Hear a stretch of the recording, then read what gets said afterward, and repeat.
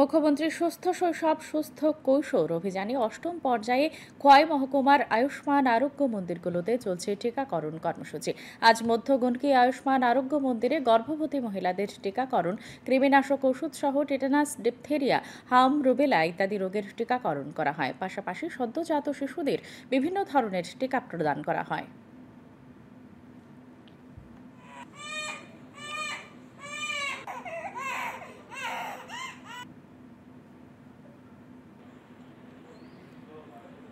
যারা শিশুরা রয়েছে, যারা ভ্যাকসিন নেয়, তাদেরকে আমরা ভ্যাকসিনেশন করছি। এছাড়া গর্ভবতী মায়ের যত্ন, প্রসূতি মায়ের যত্ন, তাদের টিকাকরণ আমরা এই আয়ুষ্মান আরোগ্য মন্দিরে দিচ্ছি। এছাড়াও আমরা স্কুলগুলিতে এই অ্যালবেন্ডাজল কৃমিনাশক ঔষধ আমরা দিচ্ছি। আমরা আইএফএ ট্যাবলেট দিচ্ছি যারা স্কুলে যারা স্টুডেন্ট রয়েছে। তাছাড়াও আমাদের অঙ্গনাদি স্তরেও আমরা এই প্রোগ্রামগুলি করছি, তাদেরকে আমরা কৃমিনাশক ঔষধ দিচ্ছি।